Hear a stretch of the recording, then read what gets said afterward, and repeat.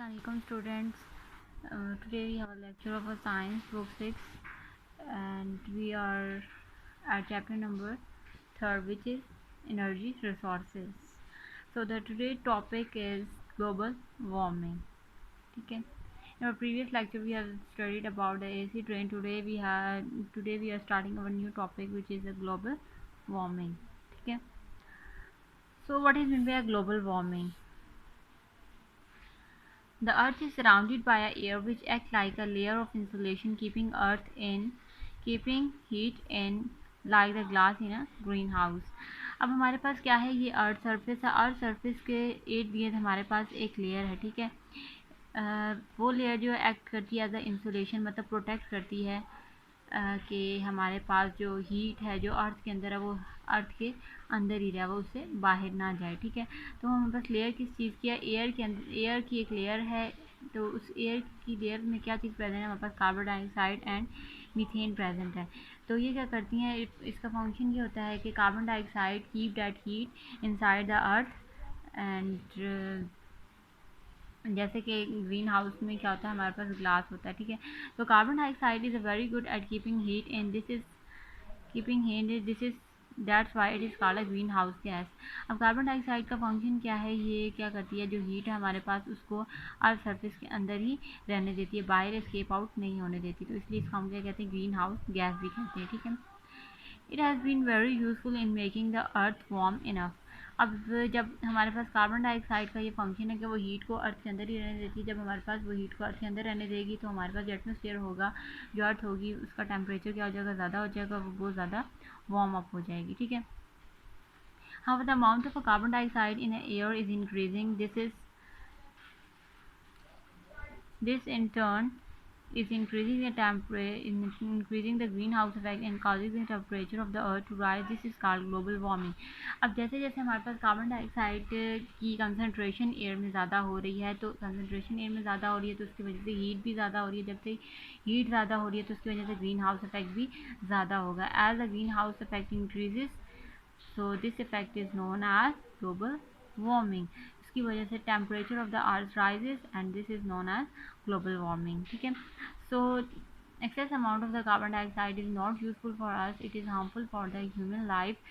It destroys many things and it is harmful for the humans and causing the global warming, ठीक है। In the last 100 years, the temperature of the Earth's surface has risen by around 1 degree Celsius. This may not seem very much, but continued temperature rise like will cause in last 100 years the temperature of the earth surface कितना rise हो गया? 1 degree Celsius में। लेकिन ये बहुत ज़्यादा temperature नहीं है, लेकिन अगर इसी तरह कंटिन्यूसली ये प्रोसेस कंटिन्यू रहा तो उसकी वजह से हमारे पास बहुत सारी चीज़ें ऐसी हैं जो डिस्ट्रॉय हो सकती हैं, बहुत सारी चीज़ों के लिए हार्मफुल हो सकती है ये, ठीक है। सो ये effect of a global warming है, या effect of carbon dioxide, excess of carbon dioxide, effect of the global warming. What are the effect that are harmful or that are dangerous for humans? अगर ज़्यादा carbon dioxide होगी तो उसके effects क्या हो सकते हैं? Ice caps to melt, ice cap जो है वो मेल्ट हो जाएंगी, सी लेवल राइज हो जाएगा, वेदर पैटर्न भी डैमेज हो जाएगा, more flooding in a low lying part of the world, ज़्यादा हमारे पास जो है तूफान वगैरह आएंगे, सैलाब वगैरह आएंगे, ठीक है। लार्जर डेजर्ट्स और डेजर्ट एरिया ज़्यादा हो जाएंगे, मोर ड्राउट, कैद साली ज़्यादा हो जाएगी, crop which grew well in some areas to grow less well, ठीक है। और जो क्रॉप्स हैं जो हमारे पास ज़्यादा हमारे पास ग्रो अप करती हैं वो क्या होनी चाहिए? लेस ग्रो अप होंगी, ठीक है। The spread of the disease carrying insect like mosquito which live in the warm area, और डिफरेंट जो मॉस्कीटोज़ हैं, डिफरेंट इंसेक्ट्स हैं जो वार्म टेम्परेचर में लिव होते हैं, लाइव होते हैं, वो क्या होंगे? उनकी कंसनट्रेशन, उनकी अमाउंट भी वो क्या हो जाएंगी? ज़्यादा हो जाएगी, ठीक है। तो these are the different effect that are caused by the global warming. The next is how long will fossil fuel last? Supplies of fossil fuels are limited and are being used at an alarming rate. They will be not last forever. हम fossil fuels तो हम different use कर रहे हैं और fossil fuels ये कब तक ये रह सकते हैं, ये इस टॉपिक में बताया जा रहा है कि how long fossil fuel will last, ठीक है। तो this is a table which show the duration of some different fossil fuels, how they long last. One is a fuel is a oil non supply जब से ये start हुआ है about 50 years ago ये start हुआ है इसकी supply, and when it likely to be run out, और कब तक ये जो है ख़त्म हो सकता है, about 2070। Natural gas about 70 years पहले हमारे पास ये सप्लाई हुई है और ये 2090 तक इस रन आउट हो सकती है। और कोल अबाउट 250 ईयर्स अगो हमारे पास सप्लाई होना शुरू हुआ और ये 2075 में ये रन आउट हो सकता है। तो इट्स मीन्स दैट कोल जो है वो सबसे ज़्यादा देर तक रह सकता है as compare to oil and natural gas. So the question arises, we have to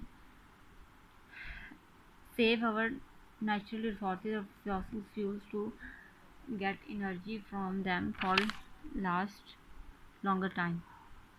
The table shows that how long fossil fuel will last. Of course, more oil and gas reserve may found, but it will not make much difference to these predictions. You can see that oil and gas are likely to run out in your lifetime. अब हम यहाँ पे देख रहे हैं कि oil जो है वो 2070 और जो नेचुरल गैस है डेट इज़ 2090 में वो रन आउट हो सकती है, ठीक है। तो ये हमारे लाइफ टाइम में ही इसका ख़त्म होने का खदशा है एज़ कम्पेयर टू कोल, ठीक है। The fact that we are running out of fossil fuels means that we must plan for the future. They are the 3 things that can be done. So हमारे future में ये चीज़ें क्या है, oil और gas ख़त्म हो सकती हैं, तो इनकी इसको बचाने के लिए, इसको सेव करने के लिए हम क्या क्या कर सकते हैं, ठीक है। First one is make the best possible use of the energy we get from the fossil fuels. Now हमें पॉसिबल वेज ऐसे बनाने चाहिए जिससे हम ऐसे और रिसोर्सेज बनाने चाहिए जिससे हम एनर्जी ले सकते हैं, ठीक है, जैसे हम फॉसिल फ्यूल से लेते हैं। Find alternative fuels to coal, oil and gas. Coal, oil और गैस के अल्टरनेटिव भी हमें बनाने चाहिए ताकि हम उनसे एनर्जी ले सकें। Find new source of energy where fuels do not have to be burn.